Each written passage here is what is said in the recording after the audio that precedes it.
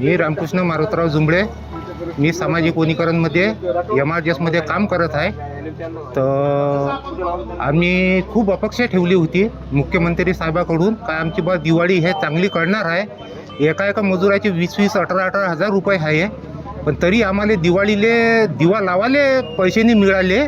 तर हे मुख्यमंत्री साहेब काय करून राहिले बा? हे सरकार झोपलं आहे काय? मुख्यमंत्री साहेबाला हेच माझी विनंती आहे का तुमचं लक्ष कुकडे आहे? तुम्ही बरं झालं आमच्या नागपूरचेच आहे, काही दूरले नाही आहे, पण हे लक्ष तुमचं पाहिजे ना आमच्याकडे.